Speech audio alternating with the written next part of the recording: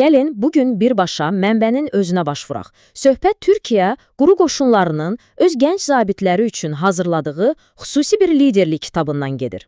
Görəsən, bu kitab müasir dövrün liderliyi haqqında bizə nə deyir? Baxın, hər şey məhz bu sözlərlə başlayır. Atatürkün orduya son müraciətindən olan bu ifadələr. Bu, sadəcə tarixi bir sitat deyil. Bu, əslində, bütün bu rəhbər kitabın ruhunu, təməlini təşkil edən bir inam andır. Yaxşı, bəs bu rəhbər kitab hansı fundamental suala cavab verməyə çalışır? Sual budur. Daim dəyişən, qeyri-müəyyənliklərlə dolu bir mühitdə, müasir döyüş meydanında əsl lider olmaq nə deməkdir? Cavab isə, bəli, elə bu sənəddədir. Quru qoşunlarının gənc liderlərə yol göstərmək üçün hazırladığı bu hərtərəfli təlimatda. Amma yanılmayın, bu sadəcə qaydalar toplusu deyil, əsla. Onun bütün fəlsəfəsi, bütün bu prinsipləri sanki bir bədəndə cəmləşdirən əfsanəvi bir şəxsiyyət ətrafında örülüb. Eləsə, gəlin başlayaq. İlk növbədə gəlin anlayaq ki, müasir döyüş meydanı liderlik anlayışını özü necə dəyişib? Ümumiyyətlə, bugün liderlərdən nə tələb olunur? Baxın, kitab bunu çox açıq şəkildə deyir, bugünkü döyüş meydanı tamamilə fərqlidir. Yəni, söhbət artıq klassik müharibələrdən, təkcə tanklardan, təyyarələrdən getmir. Söhbət hibrid təhdidlərdən, qeyri-müəyyənlikdən və mürəkkəblikdən gedir. Məhz buna görə də köhnə qaydalarla hərəkət edən komandirlər yox, inanılmaz dərəcədə çevik, vəziyyətə anında uyğunlaşa bilən liderlər lazımdır. Və bəlkə də kitabın bizə verdiyi ən fundamental dərslərdən biri məhz budur. Komandir olmaqla lider olmaq, bunlar tamamilə fərqli anlayışlardır. Baxın, bu cədvəl əslində hər şeyi çox aydın göstərir. Solda gördüyünüz komandirlik bir vəzifədir, sizə verilən bir mövqedir. Amma liderlik, o qazanılan bir ünvandır. Səlahiyyətiniz rütbənizdən gələ bilər, bu doğrudur. Amma əsl güc, əsl təsir qüvvəsi insanların sizə olan inamından və hörmətindən yaranır. Biri təyin edilir, digəri isə qazanılır. Yaxşı, bəs kitabın özündə hərbi liderlik necə tərif edilir? Bu sadəcə əmrlər yağdırmaq deyil, əsla. Bu, insanlara təsir etmək sənətidir. Elə təsir etmək ki, onlar ortaq bir hədəf üçün həqiqətən də canla başla çalışsınlar. Oldu, bəs ideal bir hərbi lideri formalaşdıran xüsusiyyətlər nədir? Gəlin, obrazlı desək, bu bölmədə liderin anatomiyasına bir nəzər salaq. Tam 19. Bəli, rəhbər kitab effektiv bir hərbi lider üçün düz 19 əsas xüsusiyyət müəyyən edir. Bu, rəqəmin özü bizə nə deyir?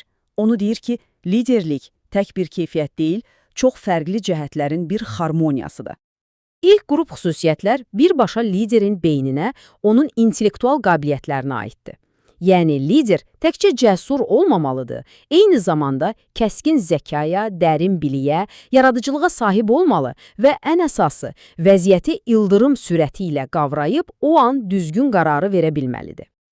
İkinci qrup isə birbaşa liderin xarakterinə, onun daxili dünyasına fokuslanır. Söhbət Polad kimi iradədən, sarsılmaz bir özünə inamdan, yüksək mənəvi dəyərlərdən gedir. Və təbii ki, fədakarlıq. Yəni, özünü deyil, missiyanı, vəzifəni hər şeydən üstün tutmaq. Və nəhayət, üçüncü qrup. Bütün bu saydıqlarımız hərəkətə keçməsə, heç bir mənası olmaz, elə deyilmi? Məhz burada fiziki və mənəvi cəsarət, təşəbbüskarlıq, ən gərgin anda belə soyuqqanlılığı qorumaq və əlbəttə, insanları sözünlə, nitkinlə arxanca apara bilmək bacarığı dövrəyə girir. Əsl liderlik bax budur. Yaxşı. Bütün bu xüsusiyyətlər, razılaşaq ki, kağız üzərində çox ideal səslənir. Bəs real həyatda bütün bunları özündə birləşdirən bir lider olubmu? Baxın, kitaba görə cavab bir mənalı olaraq bəllidir və bu bizi hekayənin zirvəsinə, kulminasiya nöqtəsinə gətirir. Deməli, kitab üçün Atatürk sadəcə bir tarixi şəxsiyyət, bir komandir deyil, o, bu saydığımız 19 xüsusiyyətin hər birinin canlı təcəssümü, bir növ ideal lider arxetipidir. Bütün fəlsəfə onun nümunəsi üzərində qurulub. Gəlin bunu konkret bir misalla görək. Kitab, Atatürkün ən məşhur anlarından birini onun məhz o sarsılmaz qətiyyətinə nümunə kimi təqdim edir. Dəhşətli Sakarya döyüşü, hər şeyin bitdiyi düşünülən bir an və o tarixi əmr gəlir.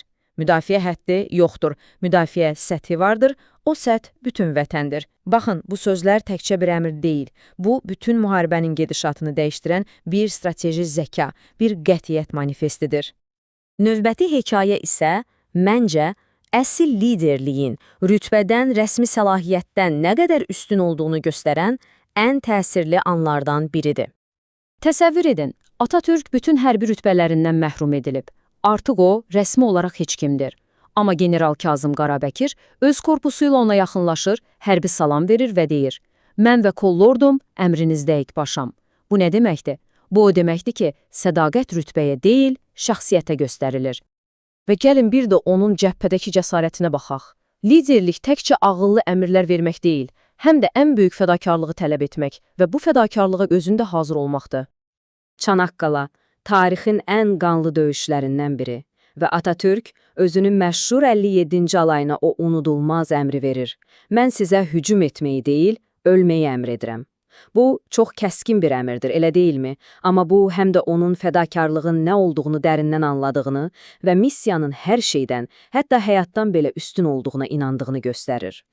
Yaxşı, bütün bu yüksək idealları, bu böyük prinsipləri bir kənara qoyaq, bəs gənc bir zabit bütün bunları öz gündəlik həyatında, öz xidmətində necə tətbiq etməlidir?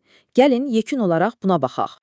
Baxın, kitabın gənc liderlərə verdiyi məsləhətlər məhz bu fəlsəfəni praktikaya çevirmək üçündür.